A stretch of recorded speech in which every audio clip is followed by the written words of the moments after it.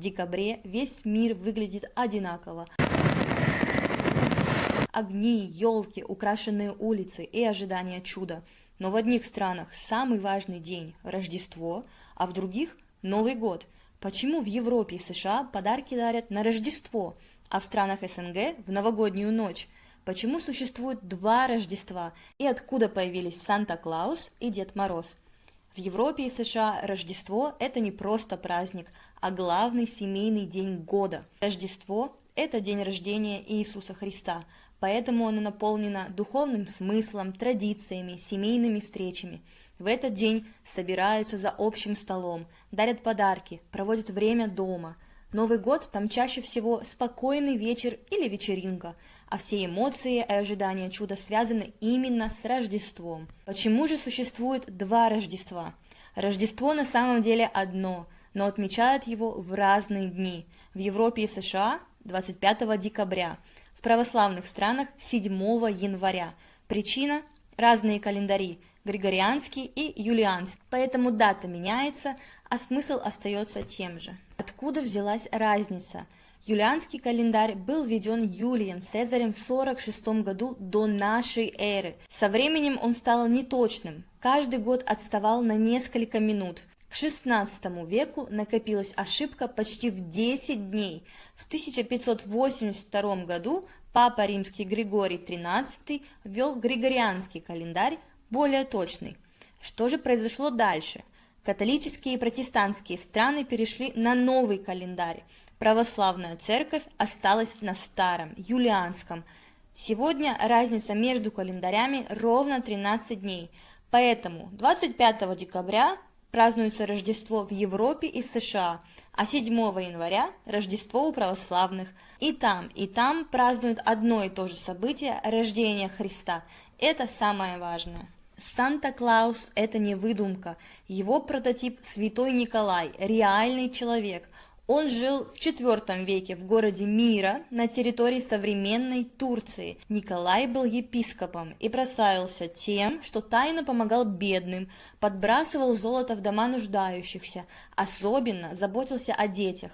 Люди верили, что он приносит подарки ночью, незаметно. Со временем в Европе он стал рождественским персонажем. В Америке его образ упростили и сделали сказочным. В 20 веке реклама закрепила образ доброго дедушки в красном костюме.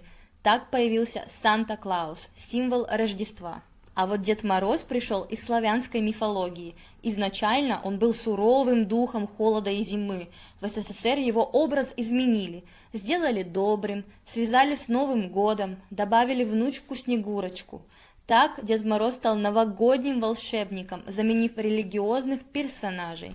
До революции в России главным праздником тоже было Рождество, но после 1917 года религию запретили, Рождество исчезло из публичной жизни, елку и подарки отменили. Праздники считались буржуазными и ненужными. В 1920-30-е годы за елку могли осудить или высмеять, но многие семьи продолжали праздновать тайно, особенно ради детей. В 1935 году елку вернули, но уже как новогоднюю. Так Новый год стал главным, светским, семейным, а Рождество ушло в тень. Эта традиция осталась с нами до сих пор. Мало кто знает, но раньше Новый год вообще праздновали не зимой. На Руси несколько веков Новый год начинался 1 сентября. Это было связано с церковным календарем и сельским хозяйством. Осень считалась временем завершения года. Урожай был собран, итоги подведены, долги закрыты. В этот день люди надевали лучшую одежду, шли в церковь, собирались семьями, начинали новый жизненный этап. Это был не веселый праздник, а спокойный и важный день. Никаких елок, фейерверков и подарков тогда не было. Новый год был про порядок и начало, а не про веселье. Все изменилось в конце 17 века. Петр I решил, что страна должна жить по европейским правилам. В 1699 году он издал указ начинать Новый год 1 января. Он приказал украшать дома еловыми ветками, поздравлять друг друга, радоваться и веселиться. Людям даже предписывали стрелять из пушек и зажигать огни. Так Новый год впервые стал шумным, радостным, общим праздником. Именно тогда началась традиция зимнего праздника, который мы знаем сегодня. Интересно, что традиция украшать елку появилась не сразу. Сначала елку вообще не ставили в дом. Ее ветки вешали над дверями, как защиту от злых сил. Позже елку начали украшать яблоками, орехами, лентами. Стеклянные игрушки появились позже, когда яблоки стали дорогими. Даже гирлянды имеют смысл. Раньше это были свечи, символ света в самую темную ночь года. Важно понять одну вещь.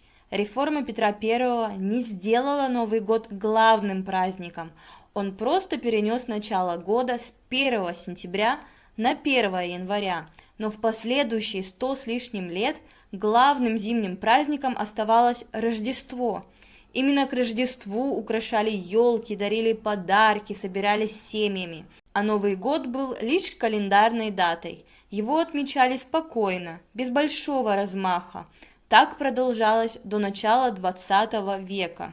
В 1935 году власть решила вернуть праздник, но уже в новом виде. Рождество заменили Новым годом.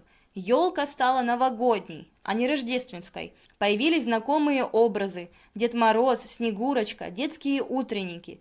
Праздник стал светским, без религии, но с радостью и подарками. Во время Великой Отечественной войны Новый год приобрел особый смысл.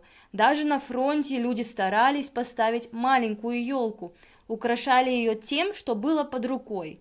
Детям отправляли открытки, иногда удавалось достать кусочек сладкого. Новый год стал символом надежды. Люди верили, что следующий год принесет мир. Мандарины стали символом Нового года не случайно.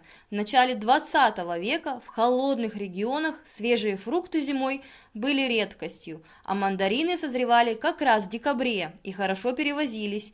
В СССР их массово привозили из Абхазии и Грузии перед Новым годом. Для многих семей мандарины были единственным ярким и сладким фруктом зимой. Их запах стал ассоциироваться с праздником, подарками и детством. Хороводы появились задолго до Нового года. Люди вставали в круг, потому что круг – это символ солнца и жизни. Так они просили тепло вернуться, а зимние песни были простыми, чтобы их могли петь все – и дети, и взрослые. Именно поэтому эти песни живут десятилетиями и каждый год возвращаются. А вы знали о необычных традициях празднования Нового года в других странах? Например, в Испании в полночь съедают 12 виноградин, по одной на каждый удар часов. В Дании люди бьют посуду у дверей друзей. Чем больше осколков, тем больше удачи. В Чили некоторые семьи встречают Новый год на кладбище, рядом с близкими. В Бразилии люди одеваются в белое и прыгают через 7 волн, загадывая желания.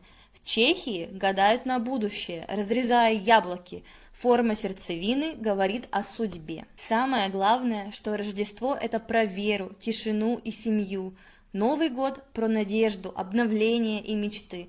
История сделала эти праздники разными в разных странах, но для всех людей они про одно – веру в чудо и тепло близких. А какой праздник главный для тебя? Новый год или Рождество? Напиши в комментариях. Если видео было интересным, поддержи лайком и подпиской. С праздником всех! С Новым годом и Рождеством!